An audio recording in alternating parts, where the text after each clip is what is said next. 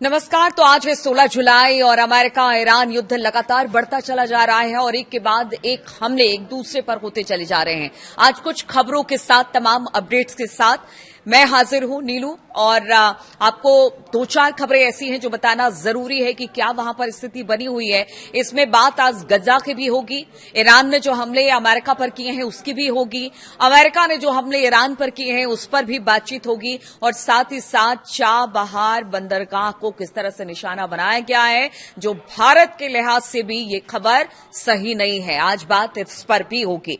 तो चलिए शुरुआत करते हैं सबसे पहले लेटेस्ट हमलों की। तो हम आपको बता दें, अमेरिका ने बड़ा प्रहार किया है ईरान पर, और खबर मिल रही है कि ईरान के टैंक यूनिट पर हमला किया गया है और काफी ज्यादा नुकसान वहां पर पहुंचा है। अगर अहबाज की बात की जाए, जहां पर यूनिट है, टैंक यूनिट है ईरान का, वहां पर सबसे ज्यादा T-72 टैंक है और कहते हैं कि सबसे खतरनाक टैंक है, और वहां पर उनकी जबरदस्त ईरान की इस पर पकड़ है, उस पर हमला किया गया है और अमेरिका की तरफ से दावा किया गया है कि इसको तबाह कर दिया गया है। अब देखिए, एक के बाद एक हमले हो रहे हैं। 7 सैनिक ईरान के पहले ही मारे जा चुके हैं और अब इस तरह से टैंक यूनिट पर हमला करना अपने आप में बड़ी खबर माना जा रहा है। इधर अगर बात की जाए 16 जुलाई की सुबह की ही बात की जाए, तो ईरान ने भी अमेरिका के हमले के जवाब में जवाब दिया है और बहरीन, कुवैत और जॉर्डन पर हमला किया है। अगर बहरीन की बात की जाए, एयरबेस पर बड़ा हमला किया बैलिस्टिक मिसाइलों से। हालांकि यह कहा गया बहरीन की तरफ से कि इंटरसेप्ट उनको कर लिया गया, लेकिन बताया जा रहा है कि इसके बावजूद कई ऐसी बैलिस्टिक मिसाइलें हैं जो अंदर जाकर गिरी है, यानी कि अमेरिकी एयरबेसिस पर गिरी है और उसके बाद वहां पर भारी तबाही हुई है। चाबहार की भी बात करेंगे, लेकिन उससे पहले गजा की बात कर लेते हैं। तो गजा पर भी एक बार फिर से हमले शुरू हो गए हैं। देखिए, सीज फायर हुआ था, लेकिन अब ऐसा नहीं लग रहा है कि वहां पर किसी तरह का सीज फायर है, क्योंकि नेतन्याहू है कि वो चुपचाप बैठने वालों में से है नहीं, लगातार हमले कर रहे हैं। गजा पर हमले भीषण होते चले जा रहे हैं पिछले कुछ दिनों में। गजा पर पिछले 2 दिन में इजरायली हमलों में हमास के 2 सैन्य कमांडर समेत कम से कम 12 लोगों की मौत की खबर है। स्थानीय स्वास्थ्य अधिकारियों की माने तो बुधवार को यह जानकारी दी गई। हमास के साथ महीनों पहले हुए संघर्ष विराम के बावजूद भी वहां पर हमले लगातार जारी हैं। स्थिति ऐसी है कि अब तो कोई एक घर भी नहीं बचा कि जिसका एड्रेस आप पता कर ले कि यहां पे कोई घर बचा है। स्थिति बहुत ही खराब है। अल-अक्सा अस्पताल के अधिकारियों ने बताया कि बुधवार को हुए हमले में एक ही परिवार के 3 लोगों की मौत हो गई है। इजरायली सेना ने बुधवार को उत्तरी गजा में हुए एक हमले में हमास के 2 कमांडरों को मार गिराया, और इजरायल का ऐसा कहना है कि हम तो मारते हैं हमास के कमांडरों को, हमारा तो टारगेट वही है। लेकिन वहां पर जिस तरह के हमले हो रहे हैं उससे तो ऐसा नहीं लगता। जिस अस्पताल पर हमला हुआ है, अस्पताल के अधिकारियों ने बताया कि मंगलवार को उत्तरी गजा के घनी आबादी वाले जबालिया शरणार्थी शिविर के नजदीक एक पुलिस थाने पर भी हवाई हमले हुए हैं। यानी बुधवार, मंगलवार, उससे पहले भी हमने देखा किस तरह से गजा में अलग अलग ठिकानों पर हमले हुए हैं और इसमें काफी लोग मारे गए हैं। नासिर अस्पताल के अधिकारियों ने बताया कि खान यूनिस में एक टेंट शिविर पर भी बमबारी की गई है और यहां पर भी एक व्यक्ति की मौत हो गई है। तो पहले ही गजा बर्बाद हो चुका है, अब और क्या बर्बाद करने के लिए वहां पर बचा है कि लगातार वहां पर हमले इजरायल की तरफ से किए जा रहे हैं। और बताया जा रहा है कि इजरायली सेना दक्षिण शहर रफाह के बाहर मुवासी इलाके में एक बच्चे को भी उसने गोली मार दी है, जिससे उसकी मौत हो गई है। इजरायली सेना ने मध्य और दक्षिणी गजा में हुए हमले पर तुरंत कोई टिप्पणी नहीं की है। जबालिया में हुए हमले के बारे में एक बयान में उसने दावा किया कि मारे गए 4 पुलिस अधिकारी हमास के चरमपंथी थे।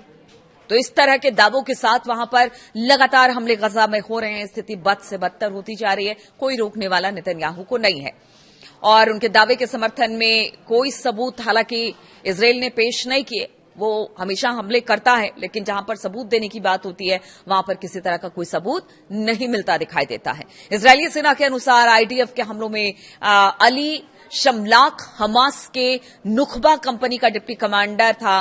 बताया जा रहा है कि उसको मारने का दावा किया गया है और कहा गया है कि वो आतंकवादियों की ट्रेनिंग दिया करता था जो इजरायली नागरिक और सैनिकों पर हमले की योजना बनाते थे।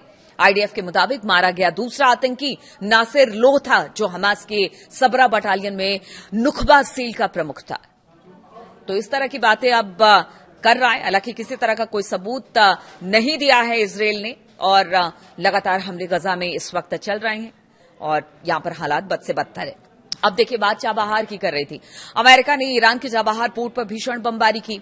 रिपोर्ट के मुताबिक ईरान के अहम चाबहार बंदरगाह पर मौजूद समुद्री ट्रैफिक कंट्रोल टावर पर अमेरिकी सेना ने मिसाइल से हमले के लिए, जिसमें टावर पूरी तरह से तबाह हो चुका है। देखिए, पिछले बार जब हमला हुआ था तब चाबहार बिल्कुल बच गया था। कहा जा रहा था कि खुदा का शुक्र है कि चाबहार बच गया, लेकिन अब इस बार खास तौर पर चाबहार को निशाना बनाया जा रहा है।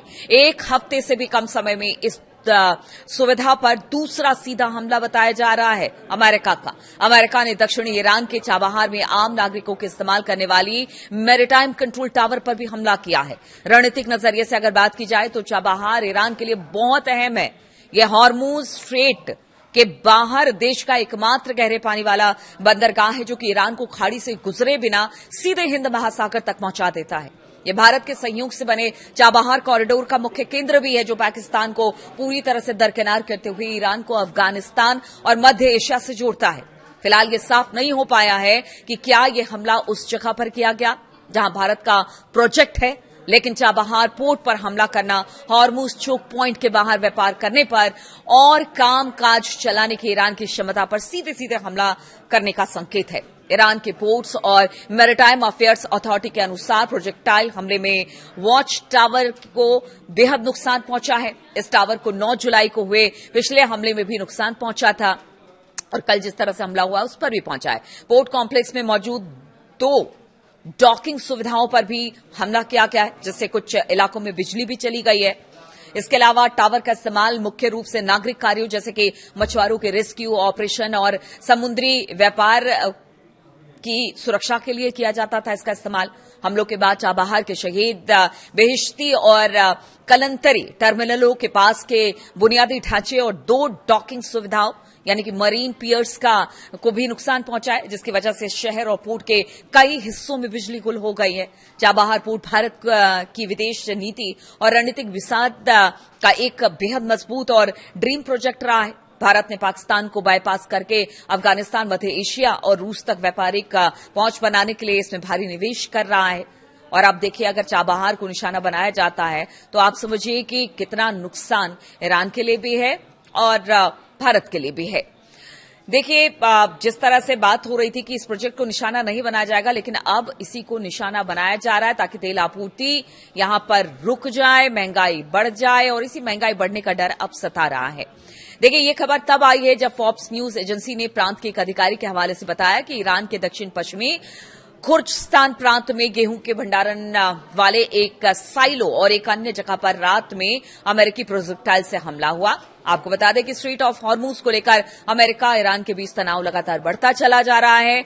इस्लामाबाद शांति वार्ता को खत्म करने की घोषणा कर दी है और अब आप समझिए कि अगर यहां से जिस तरह से पहले ही ट्रंप की अगर बात की जाए, कल मैंने बताया ही था कि उन्होंने कहा ही था कि देखिए अब उनके बेसिक इंफ्रास्ट्रक्चर पर हमला किया जाएगा, उनके पावर प्लांट्स को, उनके पुलों को, उनकी सड़कों को, उनके भंडारण को और अगर चाबहार के टावर को, क्योंकि वहां पर बहुत इसका काम लिया जाता है। अगर इन सब चीजों पर अगर हमला होता है तो आप समझिए कितना नुकसान ईरान को होगा।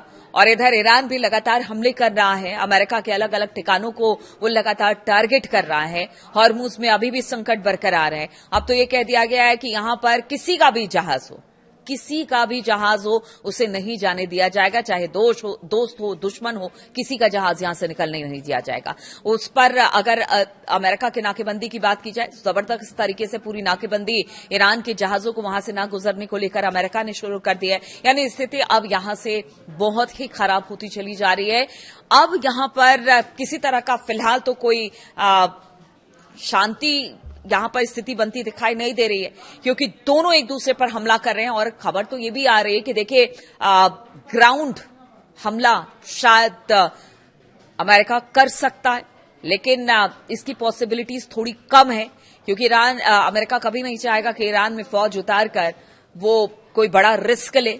लेकिन जिस तरह से ईरान के फौजी ठिकानों पर, तेहरान के आसपास के इलाकों में उनके टैंक, उनके सैनिकों यानी ईरान के सैनिकों पर अगर अमेरिका हमला कर रहा है तो उसके क्या मायने निकलते हैं, ये भी समझने वाली बात होगी। क्या अब धीरे धीरे इन सब जगहों को टारगेट करके अमेरिका किसी तरह से अंदर घुसने की कोशिश कर रहा है?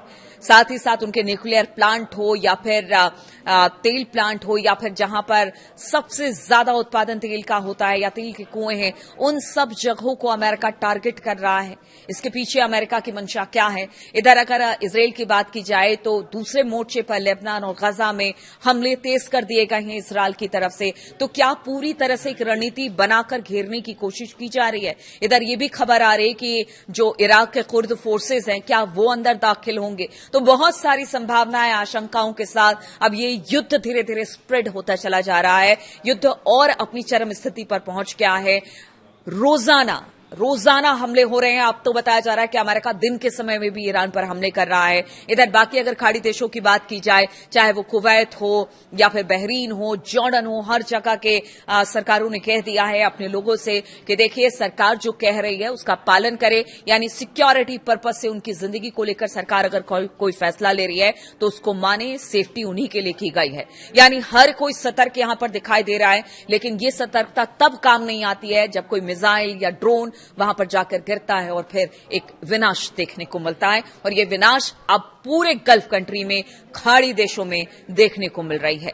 अब ये मामला कितना आगे बढ़ेगा, अब और किस तरह के हमले होंगे, कितने ठिकानों को निशाना बनाया जाएगा, अमेरिका और इजराइल की मंशा क्या है, क्या कोई रणनीति के तहत ये सब कुछ किया जा रहा है, ईरान अब इससे किस तरह से दो चार हो रहा है, किस तरह से जवाब देगा आगे भी इन हमलों का, इस पर मेरी नजर रहेगी। बहुत बहुत शुक्रिया मेरे साथ इस वीडियो में शामिल होने के लिए।